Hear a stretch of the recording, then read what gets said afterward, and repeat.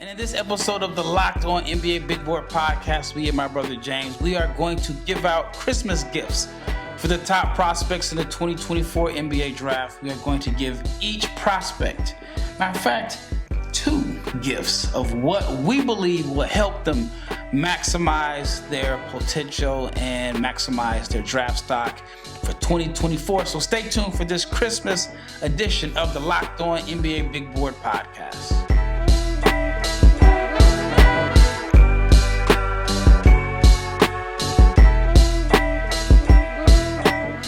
Shout out to each and every person that has made the Locked On NBA Big Board Podcast your first listen of the day. Big shout out to you that are listening on Christmas. I know that you are probably spending time with your family, watching NBA basketball. A big thank you for just tuning in, listening to us on Christmas. We are very, very thankful for each and every listen.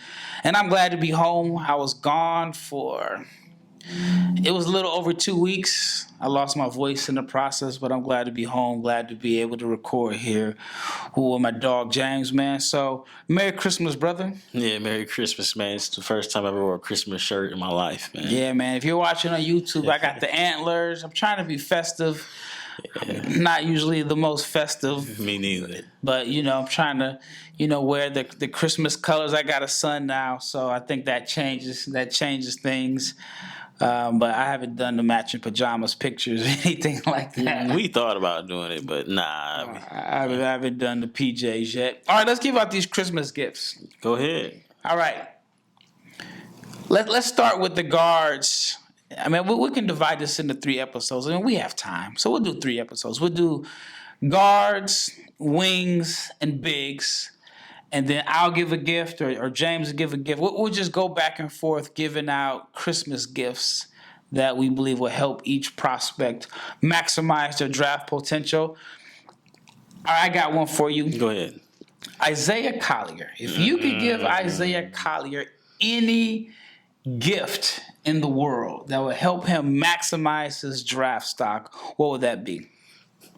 I'd try to give him some anti-lock breaks. Because he's just moving. That wasn't what I was expecting you to say. I get it, but, it's Christmas, man. This is fun. I want him to just slow down a little bit. And he's starting to slow down. He's showing some flashes of better playmaking. But I think if he just slowed down, I think he would see the floor better. And obviously the turnovers would come down. And I think that his draft stock, because I think it's kind of fluctuating right now. Just because he's kind of been up and down with his play. But if I think he just slowed down a little bit, that'll help him out a lot. Anti-lock breaks. Yeah, man. And right now he's averaging 4.3 assists and 4.1 turnovers. I haven't seen a guard that is projected to go as high as he does with the turnovers and assists so close. I mean, since Cade, I think Cade had a negative assist-to-turnover ratio going into his draft, but everyone blamed the lack of talent around him at Oklahoma State. But he was a clear-cut number one. Collier, he was mentioned as a possible number one. I think it's a long shot at this point. Now, if it were me, if I could give him anything to help him maximize his draft stock, I'm going with the basic answer here. That is just an improved jump shot. He's only shooting 30% from 3. He's below 70% from the foul line. To me, that's a concern for a point guard because I think if you have a point guard that is not able to knock down open shots and keep defenses honest, I think it just kind of messes up the entire offense, especially in the NBA. So I would give him a jump shot if I could give him any gift for Christmas. You see, I didn't go with a jump shot because it's the most basic answer. It's the most basic answer, but if you go down the list of basically almost all the guards in this draft, you would wish for them to have some sort of jump shot. I mean, outside of like Reed Shepherd, guys are, not shooting particularly well. So I'm not gonna give him that gift because I want to say that with time, experience, the shooting will be better. Because if that's the case, then I got to give out jump shots to everybody. Yeah, well, I'm giving people what they need. So if you need a jumper, I'm giving you a jumper. But here's the thing. I know with time, but the way the NBA is going now, let's say you're a point guard or you're a high draft pick, and you don't show potential in the first couple of years, your replacement is coming in the next draft or two. That's I mean, you fair. look at Detroit in their situation with Killian Hayes. They've drafted a guard like how many years in a row? Might be a fourth year in a row. Yeah, they can't do another guard. I mean, you look at Orlando in a sense. They've drafted similar positions. So I feel like even though you're young and teams know guys are young, you got a small window to show something. Or you're on your second team. Ask James Wiseman, ask Marvin Bagley. So I think fair. you have to – I think you get a pass because you're young, but you have to show something because the same teams are usually picking over and over in the lottery. And sometimes if they're going with best player available, it could be someone in your same position. All right, so you throw it to me. Well, you name a player, and then you tell me you just name the player, and then I'll go first with what gift that I want to give them. Ralph Claus, your gift to Stefon Castle. Health. That would be it right now. He hasn't looked the same since he came back from the injury. So I would give him health at 100% because I don't think that we're seeing the best of Stefon Castle right now. And there's a couple reasons behind that, but I would like to see him be 100% healthy. It's always dangerous in a sense when you see a guy have a knee injury and they say it's surgery. I've never had surgery before, but to me, surgery, whether it's minor procedure, sounds like surgery. I mean, like, it just sounds serious to me, even if it's minor. I don't want him to rush back in a sense, even though, I mean, he came back in a month. But to me, it will be health because I want to see him at 100% and not like being held back by the injury. Okay. For me, I would love to give him a higher usage rate. But it's hard to give him that because They're winning. Is it Tristan Newton? Triple-double threat. Is hooping. Yeah. So it's like, I would love to give him more opportunities to show what he can do. But right now, especially coming off the injury, and to piggyback your injury take, a 19-year-old, 18, 19-year-old having surgery on your knee is just like not a good sign to me, obviously. But it just, for him to be having like mid-season surgery like that. It wasn't even mid-season. It was early season. Yeah, like I think he played 2 games. That's a huge red flag to me. But if he's healthy now and it was just something minor and it's not going to be an issue, I would love to see him with more usage because, like, going into this draft, I had him at like 2. Yeah, I know you were really high. I was really high on him, and now it's like I have him like in the teens right now, and I'm holding on because I was such a believer in his AAU tape. I mean, but you have him in the teens based off of his play. I mean, he does have like a little bit of an asterisk by it. But it's like you're not seeing a jump shot.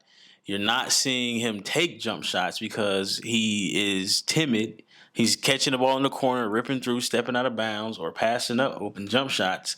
And I think like he hasn't scored more than like 10. Yeah, he's averaging 8 points a game, shooting 12% from 3. So, yeah. 12% from 3. He's averaging 2.7 assists to 1.4 turnovers, but 8 points, 4 rebounds, shooting 45% from the floor.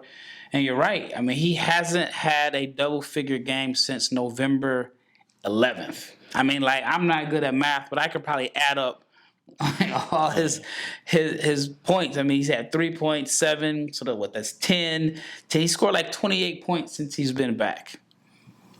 Hey, man, I want to see. Look, I want to see the talent that I saw in high school translate over.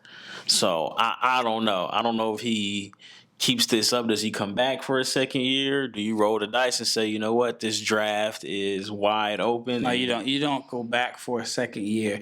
I give him props for coming back from the injury and not shutting it down. I think if he would have shut it down at after 2 games, he would have left this big mystery. I mean, maybe some teams would have been scared off because they said, well, maybe the injury is more serious. But he could have did the in a sense, the Dante Exum. Remember, Dante Exum just was a mystery. He rode that wave and that hype from the what's the game they have in Portland? Global Hoop Summit. He rode the hype sorry. from the Hoop Summit all the way into a top, I want to say top 5 or 6 pick. And I mean, you just kind of leave it up to the team, right? But he didn't even work out for Utah. They just drafted him off the strength. Yeah, so I think Castle could have rolled that, especially with this draft being so wide open. I think if he doesn't come back, he probably is a top 5 pick. When you do come back and you're not 100% and you're looking timid, I mean, it's hard for people to unsee what they've seen. So I mean, I guess we're on the same page. Okay. All right, when we return, we're going to go down a list of other guards that we would give out Christmas gifts to help them maximize their draft stock. Stay tuned.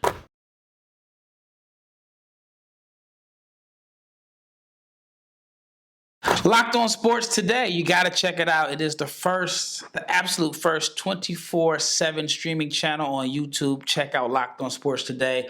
All the local experts that give you all the local analysis from your favorite teams, and also our national shows. Again, the first ever 24 hours a day, 7 days a week streaming channel or sports streaming channel is on YouTube. So check it out, Locked On Sports Today. All right, so it's back on me. Go ahead. I got one for you. All right. If you could give out Christmas gifts to help Nikola Topic be the number 1 pick in the 2024 NBA draft. I like that one. Yeah, you had to change it up a little bit. What would you give Nikola Topic to make him the number 1 pick? Because I think right now, with there being so much uncertainty, you have to mention him as a potential number 1 pick. Where do you have him at in your mock? Your big board right now. Throwing it to you. It changes every day. I've been supposed to post one since December 1st. I think I'm going to do it on January 1st. I'm going to do it on January 1st. Right now, I would have him. I got him in my top 5 for sure. I got him too. That's fair. So if you want to bump him up to number 1, what would be your gift to Nikola Topic? It's a re-gift. Okay. It's a re-gift. It's the same gift you gave to Isaiah Collier. It's a jump shot. He's shooting 32% from 3 right now. I think he's a much better shooter than Collier. I mean, he's shooting a little under 87% from the foul line. Okay. I think the degree of difficulty in his shot, it's a lot of 3-pointers off the dribble. That's fair. I think when you shoot a lot of 3-pointers off the dribble, it has that's the hardest shot. It's much harder than catch and shoot jumpers. But he's streaky. I mean, I've seen him play over the years. He'll have like different tournaments where he'll shoot 45% from 3 on a high volume of attempts. And then he'll have stretches where he's in the mid to low 20s. So, I mean, that's fair. I guess a consistent jumper. I mean, he's shooting 51% from the floor. It's just right now when you look on paper, you see 31.8% from 3. You're like, oh, man, he can't shoot. But he's a respectable shooter. I don't think he's the guy that you're just like, hey, he can't shoot. We'll just let him shoot. Right. I just think that for him, he's shooting a lot of jumpers off the dribble because, everybody's respecting his drive to the rim. Right. But he's not getting the catch and shoot opportunities. So, I again, like I had mentioned before, all these youngins need jump shots, right? And you asking 18, 19-year-olds to be finished products, that's not what I'm asking. But, again, with his talent, with his pick and roll ability, if I could just give him that gift of shooting threes off the dribble, I think he has close to like all-star upside with his size and his passing ability and his just ability to put pressure on the defense. Yep. Now, are you a believer in free throw percentage is the best indicator of shooting touch and shooting upside? No. Because, again, I know there are correlations, but what if I told you, and we'll talk about this guy in another episode, what if I told you Grant Nelson was shooting 94% from the free throw line? And then I told you he was shooting 27% from the 3-point line. But for some people, I think it's just a matter of them increasing their range. It's not I think the free throw percentage shows touch but they just have to work on the consistency in their range. I think that's Grant Nelson's issue. Okay, but here's also my issue. They're not the same shot, obviously. Yep. So no one's closing out on you at the foul line. There's a different level of pressure. There's no movement involved besides you just standing there. You're not. So in Grant Nelson's case, I'm screening and then I'm popping and I have to set my feet. Yep. That's a totally different movement than standing there, taking 3 deep breaths, having Rhythm dribbles. In Giannis's case, having 17 seconds to shoot a free throw. Yeah. So it's like, I get it, and it's a sign of touch, but to me, it's not like a direct correlation between he can shoot free throws and he can shoot 3-pointers. So bring it back to the point guard topic. Speaking of Nikola Topic, I'm over here spitting. Topic. I'm sorry, brother. John Wall. Topic of discussion. John Wall, I believe, was a high 80s free throw shooter and career low 30s 3-point shooter. Yep. So it's like, I get it, but ultimately, like, they're not the same shot. Fair. All right. So it's on you. Throw it to me. All right. Ralph Claus. I mean, I got the antlers on, not the Santa hat, so I guess I'm more like Rudolph than Santa Claus. Saint Ralph. We're going to mix it up a little bit. Jacobe Walter. I like this one. If I could give Jacobe Walter a gift to maximize his draft potential for 2024, I would give him consistency. My man has big games, and then there's games where it's like he just took the night off. That's what I don't understand. I mean, I'm going to give you some games, for example. Go ahead. Auburn, first game of the year, 28 points. Statement game. John Brown. The wide receiver. 7 points. I don't even watch football no more. I used to know football. I don't watch football no more. All right. Gardner Webb, which is in North Carolina. We made a mistake on that. He had 14 points, but he was 4 of 11. Oregon State, he had 24 points, but then he had 1 for 8 against Nickel State, 3 for 9 against Michigan State. They got beat by like 40 though, right? Who's that? Against Michigan State, they was getting slapped by 30 in the first half. Well, I was out the country, man. I was missing some of those. It was like 45-15 at one point. So against Florida, he only took 7 shots. He had 11 points, 2 against Nickel State. Northwestern State, 4 of 11. Seton Hall, 4 of 10. Michigan State, 3 for 9. Against Duke, he was good. And then he lit up Mississippi Valley State, which is what I would expect from him, for 26 points. But, I mean, he's just had these games where he's had 7 points, 2 points, 9 points. So I would want him to be a little bit more consistent. What do you think that is? Do you think he looks at the schedule and like, you know what, this is Gardner Webb, I ain't got it today? What do you think that is? I mean, like, he's the guy that he already has a jumper. I mean, he's shooting 40% from 3 on 5 attempts per game, shooting 88% from the foul line.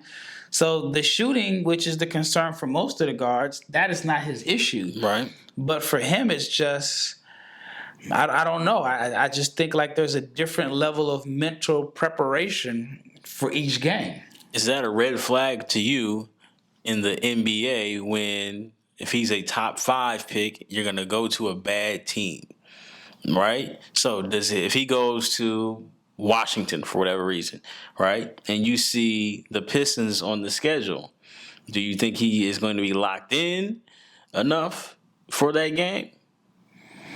Like, how does that work where you see a guy who just is inconsistent? Do you think it's a scheduling thing? Do you think it's just because like some of these games he's not even getting up a lot of shots? Yeah, I don't know. I don't know. I mean, that's tough to gauge because at least in the NBA, you know, on the worst team, there's a dude on that team.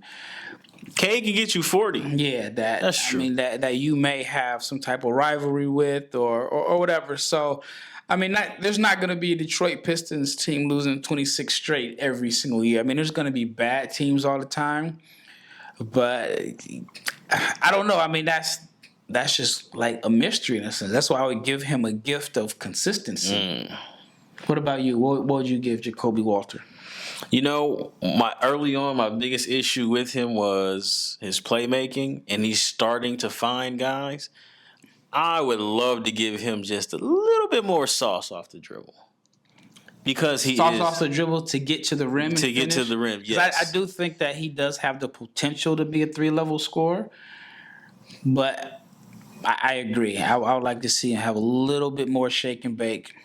Yeah, because predominantly he's a shooter, right? Yep. And yes, this isn't the strongest draft, but you would like somebody in that 5 to 10 range to be more than just a spot up guy. Unless he's Klay Thompson.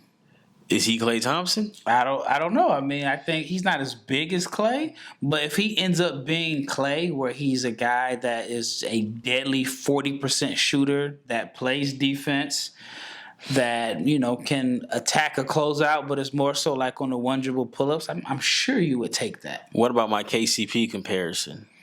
KCP played 2 years of college. I think he went 8th or 9th. I think he put up similar stats at Georgia. Yeah, I mean, if he's KCP, that's good. If he's Klay Thompson, that's great. That's true. I'm not knocking him. Like I said, I have him 5 to 10. But, if we just giving out gifts in the hypothetical, I wish he could do a little bit more off the dribble. Yeah, I mean, because if you're not a Klay Thompson level shooter, which is hard to be. Which is very hard to be. You're going to need something when those jump shots aren't falling for you. Yep. No, I agree 100%. All right. When we return, we got one more segment. We're going to continue to give out gifts for the 2024 draft class. We are focusing on the guards in this episode. Stay tuned.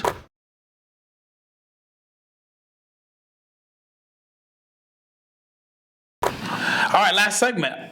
All right, let's just kind of speed it up here. Rob Dillingham. If you could give Rob Dillingham anything in the world to maximize his draft stock, what would your gift be? Rob Dillingham. I would love for Rob Dillingham. I would love to give you this floater package. Because right now, he's just not finishing at the rim like I would want him to. Again, hey, I'm team Rob Dillingham. Yep. But these last few games, I've just noticed that finishing in traffic is going to be a really, really, really big issue for him.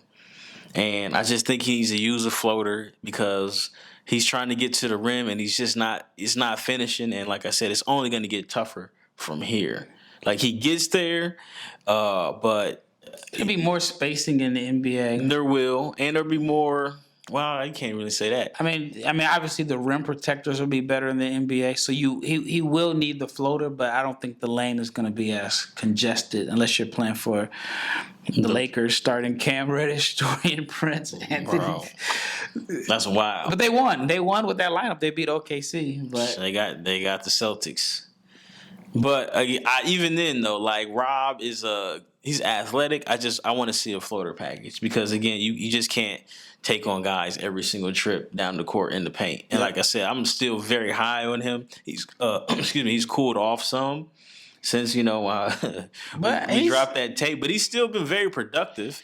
Yeah, well, you know what? I disagree because after we dropped the video, he was 1 for 9 against UNC Wilmington. But since then, he's had 17, 17, and 12. Right, but again, you see 6 of 14, 6 of 16. A lot of those are layups. Yeah, I think that layup slash and part of the layup / shot selection in general, which is crazy because if you think his shot selection is bad, it's not bad. It's not bad. It can be better. But he's shooting. If you compare him to like other guards in his class, he's efficient. Hey man, look, 47% from the floor, 44% from 3, 14 points, 4 assists, 1.6 Hey man, turnovers. look, I'm the president of the Rob Dilly fan club. You know what? I think people want to get on board, but some people are still. Nah, look. I got a question. Go ahead. Talk to me. So, if I'm not mistaken, I could be wrong. I've been wrong before, but Rob and Reed Shepherd are listed both at the same size. Right. You only hear about Rob being too small. Because he's wiry. He's wiry. But my man was like $150 this summer. He got him at like 170 something now. I think his lack of size is being overrated. I mean, if he's Darius Garland, that is a win. Right, but he also could be Brandon Jennings, who kind of struggled to finish at the rim too.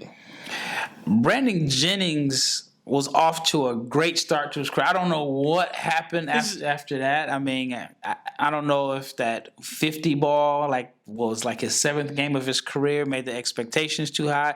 I'll admit, and I'll be the first to admit this. I remember saying to someone, I thought that Brandon Jennings was going to be better than Derrick Rose because D Rose always had this calm demeanor. He kind of let the game come to him. Oh, you got tricked. In his rookie year, he let the game come to him. He would score his 18, 19 points as a rookie, but he didn't take bad shots. And I thought Brandon Jennings was a guy that was yeah, he was getting it off the muscle. He was, and then they went to the playoffs as a rookie, but then it was just he just never maximized his potential. I feel I think the league kind of figures guys out, and it's up to guys to refigure out the league, if that makes sense. You got to add some stuff because once you show them enough film, it's okay, this is what he wants to do, this is what he can't do, or maybe this year was an anomaly of him as a shooter. But again, back to Rob Dilly, I'm still very high on him, and I just wanted to clean up a couple things, man, because like I said, I feel top 5 pick is not out of bounds for him. No, I think that he can go top 10. I mean, I definitely think that people, like I said, just the size thing, and some people I think have just kind of put him into a box as a showman. I don't think it's because he has the same hairstyle as Bones Highland, man. Yeah, I do think there's some people that compare him to Bones and Terquavion and so on. But I do think his pre-college reputation, some people are still stuck on that because he was more known for the flash and the flair than his actual game. He changed, man. If I could give Rob Dillingham anything for Christmas to help him maximize his draft stock, one, I would give him the listed height. If he's really 6'3", so you're gonna give him that? What's that surgery these dudes is out here? No surgery. Oh, okay. I'm just saying the man BBL. Yeah, that's crazy. I would say because we could all be man, I would give such and such right 8 more inches and a longer wingspan, but realistically, I would give Rob Dilly about 15 pounds. So if he can get to 6'3", 190, I think that quiets all the size issues. 6'3", 190 is not bad. So I think 185 is probably the max he should be because you got to be quick. Yeah. But if I get him at 190, he doesn't lose any of the bounce and the shiftiness. But I wouldn't give him 190 right away. I mean, it can be gradually. Mm-hmm. Because I think guys make mistakes when they put on too much weight too fast. So if it can just come gradually, even though he did put on 20 pounds, this summer, but he had a lot of room to put on those 20 pounds. I mean, $150. But no, I would give him about 6'3", 190. That would be my gift. All right, let's do rapid fire. All right. Reed Shepherd. Man, look. You only got to give him one. I wonder. No, let me hear what you give Reed Shepherd, man. My man, he shooting 58%. That's what I'm saying. It's what do you say? 58% from the floor. I mean, he's not turning the ball over. If I give Reed Shepherd anything, I mean, I'd give him a little bit more bounce. I think he has bounce. So I said a little bit more bounce. I don't think athleticism is the issue. I'd make him a high flyer. All right, I got one for you. I want Reed Shepherd to show me that he's more than a ball mover. He won't because he's sacrificing at Kentucky. Okay, so that's my I think he's gonna be. I think he could be one of those guys when he gets to the pros. You're like, dang, it's something that you see consistently with Kentucky guards. So you think he is the next person to have that Kentucky hold? He could be because they're trying to hold him back now. They're playing him less than 30 minutes a game. And he's still, it's 58. 90. He had an 11-11 game the other day. Yeah. Yeah. So, I mean, he's not supposed to be doing what he's doing now. I mean, I think any other school, he's playing 32 minutes per game. I get it. Tyrese Proctor. Man, show me some rim pressure, man. I like I said, and I think he's click on his shooting. I don't think he's shooting the ball that well either. No. I'm still buying him as a shooter. 32%. But it's another guy, great free throw shooter. Got off to a terrible start last year from 3, kind of made up for it. But the 43-32 shooting splits, I mean, he's supposed to be a it's safe to say for me that he hasn't had the year that I expected out of him. You know, I was buying his shooting. I wasn't buying him getting to the rim, but I do see he's getting to the line twice a game. He shows flashes. I think he's going to be a good pro, but I don't think he's going to be a starter. I think he's going to be a rotation guy. That's fair. Yep. You'll take that. What would you give DJ Wagner? I'm going to give him the same re-gift that we gave Isaiah Collier and them. A jump shot. Yeah, his shooting splits are bad. 40, 27, 73. I would give him a position. I don't think he has a position. He's too small to be a 2. I don't think he's a 1. I don't think he's a table setter. Even though like the assist to turnover numbers aren't bad, I would give him a position unless he's going to be Lou Will. See, but he's not. To me, he's not.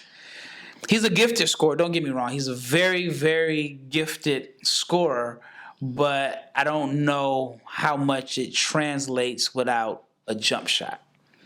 Yeah, I thought he was going to play more of a facilitator. Nah, not facilitator. I thought he would pass more. I mean, 3.6 assists isn't bad. Right, but I thought he would try to, like, fully develop into, like, a scoring point guard.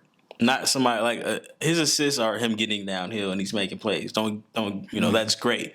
But, like, I thought in the Global Jam, he was kind of figuring out the point guard position. But when the lights came back on, he was like, I'm trying to get these buckets. Yeah. And again, if he's going to play like that, he's got to be more efficient because that 28% 3-point shooting that's not going to work. Especially at 6'3", 6'2". Yep. Kylan Boswell. Man, look, that dude is built like a DB, man, like the actual DB. He can shoot. I wish he got layups though. He doesn't. He's not getting to the paint at all. Mine would be rim pressure. Same with Tyrese Proctor. Javion McCullum, send you to Turkey, buddy. I need you to grow. I need you to like 6'3". Hey, cause look, he got game, man. Yeah. Like he has a big time game, and they're gonna knock him because he's like 6'1".